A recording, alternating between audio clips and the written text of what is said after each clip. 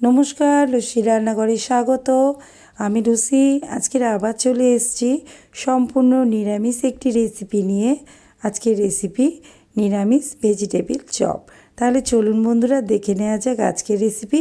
নিরামিষ vegetable chop বানানোর জন্য আমি এখানে নিয়ে নিয়েছি একটা গাজর, একটা বিট, কিছু কড়াইশুঁটি আর একটা আলু। আলুটাকে আমি সিদ্ধ করে রেখে দিয়েছি। বিট গাজরটাকে খোসা ছাড়িয়ে নিয়েছিলাম।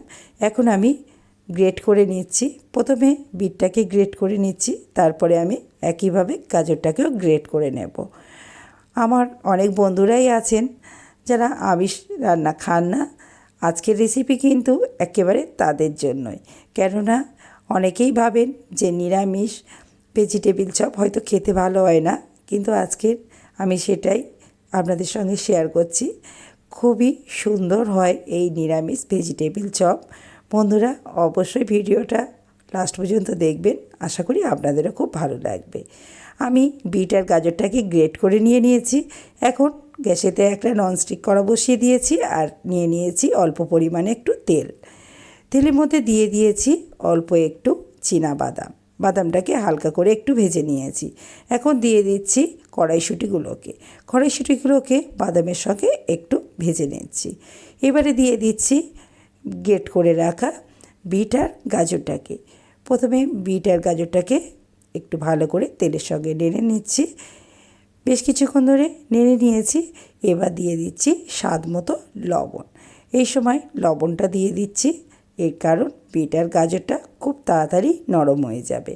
বেশ কিছুক্ষণ ধরে এইভাবে আমি বিট আর গাজরটাকে ভেজে নিচ্ছি। বেশ কিছুক্ষণ ভেজে নিয়েছি। দেখুন বিট গাজরটা একেবারেই নরম হয়ে গিয়েছে। এখন দিয়ে দিয়েছি 1 চামচ আদা বাটা, আর দিয়েছি হাফ চামচ লঙ্কা, আর দিয়েছি 1 চামচের 4 ভাগে 1 ভাগ চিলি ফ্লেক্স, আর দিয়ে দিলাম অল্প একটি কসৌরি মেথি।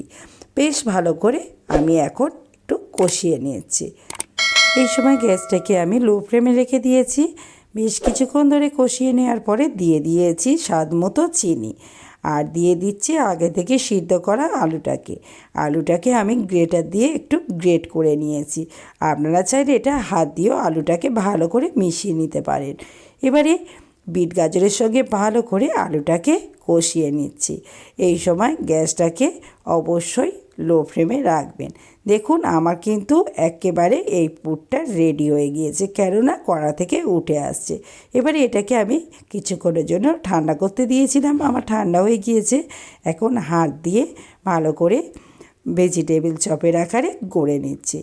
বন্ধুরা, আজকের এই রেসিপি আপনাদের কেমন লাগলো তা কমেন্টের মাধ্যমে জানাবেন। আমার রেসিপি আপনাদের ভালো লেগে থাকলে আমার ভিডিওটিতে একটি লাইক করবেন, অন্য বন্ধুদের সাথে শেয়ার করবেন। আর আমার রেসিপি যদি আপনাদের ভালো লেগে থাকে, আমার চ্যানেলটিকে সাবস্ক্রাইব করার অনুরোধ রইল। আমার সবকটি চপই একইভাবে গড়ে নেওয়া হয়ে গিয়েছে। এখন নিয়ে নিয়েছি একটা বাটি করে বেশ কিছুটা কর্নফ্লাওয়ারের মধ্যে আমি প্রত্যেকটা চপ এইভাবে ঘুরিয়ে নিচ্ছি। এইভাবে প্রত্যেকটা চপের গায়ে কর্নফ্লাওয়ার লাগিয়ে দিলে আর চপগুলো ভেঙে যাওয়ার ভয় থাকে না। আমার সব কটা চপই কর্নফ্লাওয়ারে ঘুরিয়ে নেওয়া হয়ে গিয়েছে। এখন নিয়ে নিয়েছি একটা বাটি, আর নিয়েছি কিছু নেড়োর গুঁড়ো। বাটির মধ্যে নিয়ে নিচ্ছি 4 চামচ মতো কর্নফ্লাওয়ার। অল্প একটু জল দিয়ে ভালো করে কর্নফ্লাওয়ারটাকে গুলে নিচ্ছি।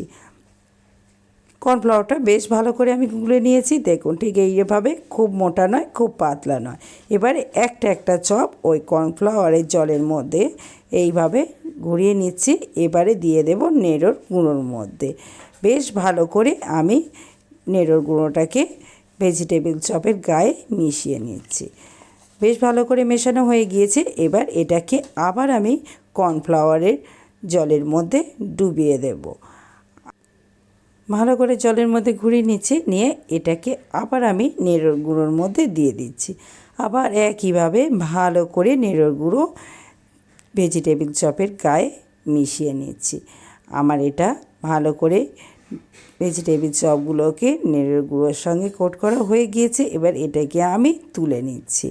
এইভাবে আমি সব কটা চপই একইভাবে গড়ে নিচ্ছি। বন্ধুরা, অবশ্যই কিন্তু ট্রাই করে দেখবেন এই নিরামিষ ভেজিটেবিল চপ। অনেকেই ভাবেন ডিম ছাড়া হয়তো ভেজিটেবিল চপ ভালো হবে না, কিন্তু খুবই ভালো হয়। আপনারা অবশ্যই বাড়িতে ট্রাই করে দেখবেন, আশা করি আপনাদেরও খুব ভালো লাগবে।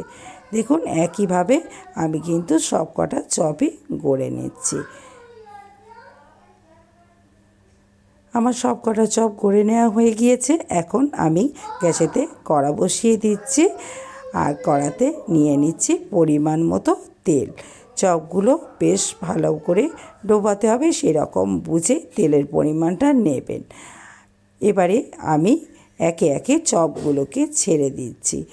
আর এই সময় গ্যাসটাকে আমি লো টু মিডিয়ামে রেখেছি। বেশি হাই ফ্লেমে দিয়ে চপগুলো ভাজলে চপগুলো খুব একটা মচমচে হয় না, ওই জন্য একটু গ্যাসটাকে লো টু মিডিয়ামে রেখে ভাজতে হয়। এক পিঠ দেখুন ভালো করে লাল হয়ে গিয়েছে। এখন ভালো করে আমি খুন্তি দিয়ে অপর পিঠটাকে উল্টিয়ে দিচ্ছি আর সব দিক ঘুরিয়ে ঘুরিয়ে আমি লাল লাল করে চপগুলোকে ভেজে নেব। এই চপগুলো ভাজার সময় এরকমভাবে নেড়ে নেড়ে চপগুলো ভাজবেন, তাহলে চপগুলো খুবই মচমচে টেস্টি হবে। দেখুন আমি সব কটা চপ বেশ লাল লাল করে ভেজে নিয়েছি। এখন আমি তুলে নিচ্ছি চপগুলোকে। দেখতে পাচ্ছেন চপগুলো কত সুন্দর হয়েছে আর খেতেও কিন্তু খুবই টেস্টি হয়। তাহলে বন্ধুরা অবশ্যই বাড়িতে ট্রাই করবেন আর আমাকে কমেন্টের মাধ্যমে জানাবেন। তাহলে আজকের রেসিপি এই পর্যন্ত, আবার ফিরে আসবো অন্য কোনো দিন অন্য কোনো রেসিপি নিয়ে।